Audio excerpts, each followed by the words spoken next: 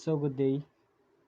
I am Ferdinand and Peñaflor, Video Report Presenter number 3, and in Chapter 3 entitled School Days in Biñan. This is the town where my father first saw the light of day and where he sent me to continue studying the rudiments of Latin which I had started to learn.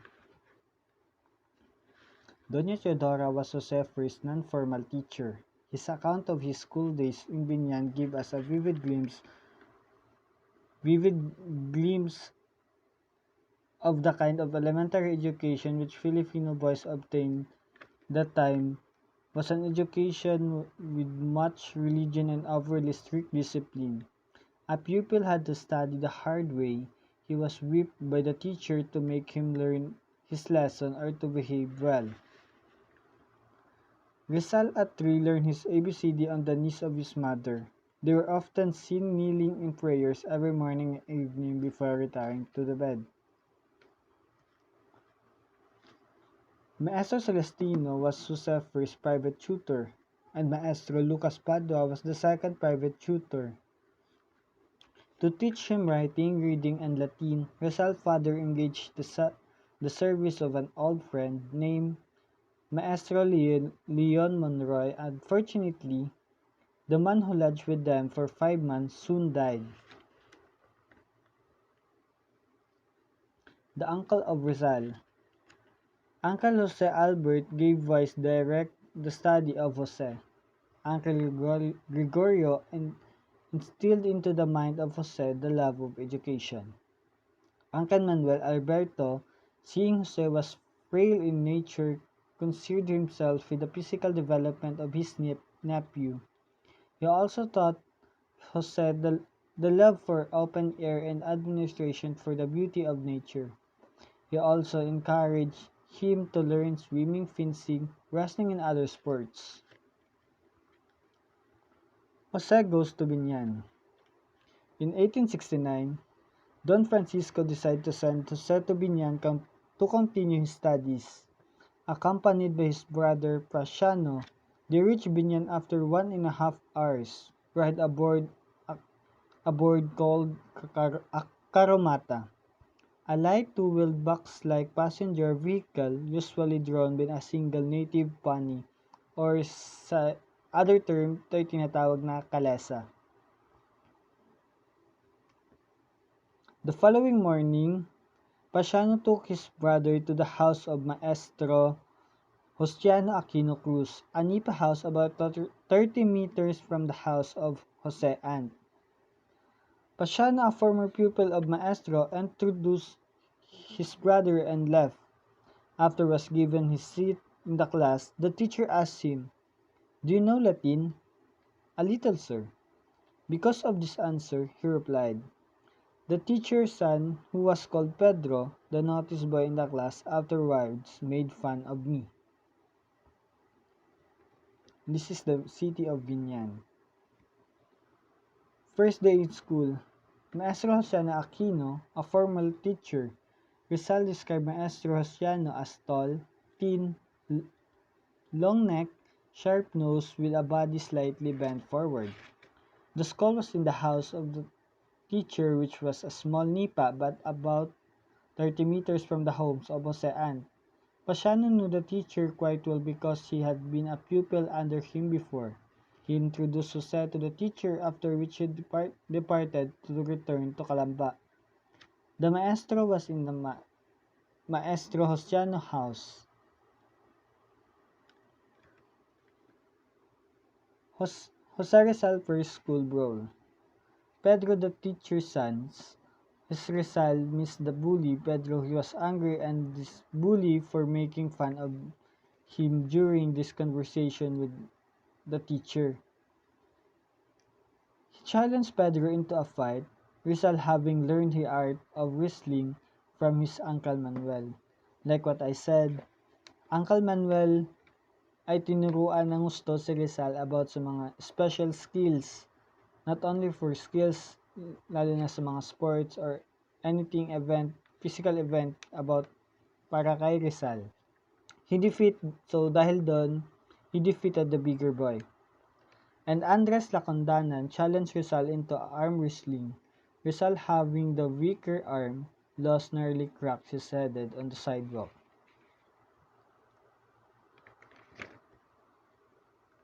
And now, this is the painting lesson of Rizal in Biñan. Old Juancho freely gave Jose a painting lesson. An old painter who was the father-in-law of the school teacher, he was impressed by the artistic talent of the Calamba lad. Jose, lured by his love for painting, spent many leisure hours in the painter's studio. Jose and his classmate Jose Guevara became apprentices of Old Juancho, who also loved painting. They improved their art so that in due time they became the favorite painter of the class. Now, let's move on in daily life in Biñan or Rizal activities in Biñan. Rizal's daily activities were systematic and methodical. His manner of life was simple, he said. I heard the 4 o'clock mass. If there was once, or I studied my lessons at the same hour and heard my afterwards. Upon returning, I looked for a bowl of fruit in the grove and I ate it. Afterwards, I took my breakfast, which consisted of a plate of boiled rice and 2 fried sardines. Then I went to class, which was over at 10. I went home immediately. If there was a particular appetizing dish, Leandra and I were told to take it to the house of my aunt's sons, a thing which I never did at home and would never have done. I returned without saying a word, ate with them, and applied myself to studies.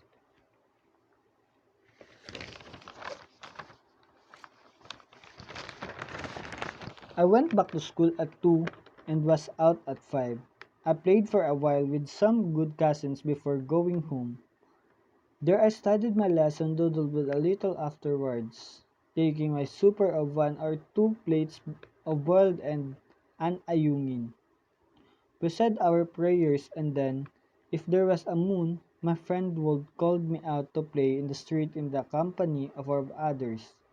Thanks to God, I never felt sick with away from our parents. Beside the house of Rizal teacher was the house of an old painter who was called Juancho. He was the father-in-law of his teacher. Every time Jose was free from his daily and course in the classroom, he would rush out and watch the old man paint. Old Juancho was impressed by the extra interest of the Kalambat land and gave him lesson in drawing and painting. Due time, Jose, together with Jose Guevara, a classmate, became the favorite class painter. In the classroom, Jose went without fear. He surpassed all his classmates. In his own words, he said, I usually won the class contest. Nobody beat me. And as a result, I surpassed many in class standing. But in spite of the reputation I had of being a good boy, the day was unusual when I was not laid out on a bench and given 5 or 6 blows. So like what I said, Jose surpassed his classmate in Spanish, Latin, and other subject. Dahil sa pagsisikap na pag-aaral ni Rizal, kahit madaling araw siya ay nagsa-study, kaya niya nagawang masurpass yung buong klase sa lahat ng subject niya. In academic studies, Rizal beat all Biñan boys. He surpassed them all in Spanish, Latin, and other subjects. His older classmates were jealous and squid to the teacher whenever he had fights. So dahil sa katalinuhan ni Rizal, halos yung mga older classmate niya is nagsiselos na sa kanya kasi kumbaga siya yung outstanding sa buong klase na siya parati yung highlight sa klase nila at natatakpan niya yung ibang kaklase niya. Jose usually received 5 or 6 blows while led out on a bench. He was not stretched on the bench. So, dahil doon sa pagsaselos ng mga kaklase niya, minsan siya ay nabubugbog or napapagtritripan or nabubuli ng kanyang mga kaklase. Because dahil sa kanyang katalinuhan. End of Biñan schooling. In December 17, 1870, Jose received a letter from his sister Saturnina informing him of the arrival of the steamer to Talim. Jose left Biñan. To Calamba, the land from Calamba was extraordinarily gifted. He learned fast, and in due time, Maestro Josiano instructed Dosi to go home, for he had learned all this was due to that at his place. In December 1871, his sister Sonina sent a letter informing him of arrival of the steamship Talim would take him to Calamba. It seems that I had a premonition, recalled Jose. I would not be back, and I went often to the chapel of Our Lady of Peace. I went to the river and collected pebbles for souvenir. I cut out paper, fishes, and made everything ready for departure. So yun na nga, parang nakatanggap yung kapatid ni Rizal ng something wrong, kaya pinaigi na pauwiin muna si Rizal pabalik ng Biñan. Mas gusto nilang umalis muna si Rizal sa Biñan. The Martyrdom of Gonborza, January 20, 1872, the Cavite Mutiny. February 17, 1872, Father Mariano Gomez, Jose Burgos, and Jacinto Zamora were implicated and executed. The Gomborza were leaders of the secularization movement. The martyrdom of the three priests inspired Rizal to fight the evils of Spanish tyranny. So, itong tatlong pare na to, ito yung talagang humubog kay Rizal para mas lalo ma-engage para lumaban against the Spanish tyranny. So, here's the three Gomborza. Ito yung mga mukha nila, faces. Injustice to the hero's mother. I said goodbye to my friends one by one, and to my teacher. With deep respect for even our sufferings, when they home, habit frequent and continuous become so speak, dear to the heart which feels certain regrets upon leaving them behind. At 1 o'clock on Saturday, December 17, 1871, Rizal boarded the steamer Talim. He was thrilled and excited because this was the first time to see and ride a steamer. Aboard the ship, he was left to charge of a Frenchman, Arturo Camps, an old friend of his mother. When the steamer reached his hometown, Jose could not put in words his joy. He said, "At last we arrived in Calamba. What a joy!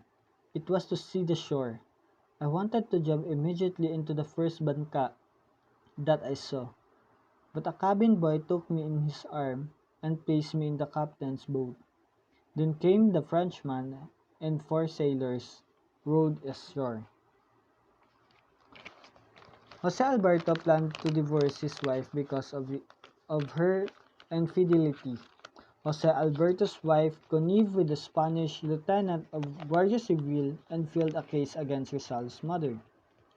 Antonio Vicencio del Rosario, Gobernador Celia of Calamba, helped the lieutenant arrest Doña Teodora. 50 kilometers, Doña Teodora was made walk from Calamba to the provincial prison in Santa Ana. So that's the short story of the school days of Rizal in Biñan. So thanks for watching. Hopefully you enjoy and learn. Thank you.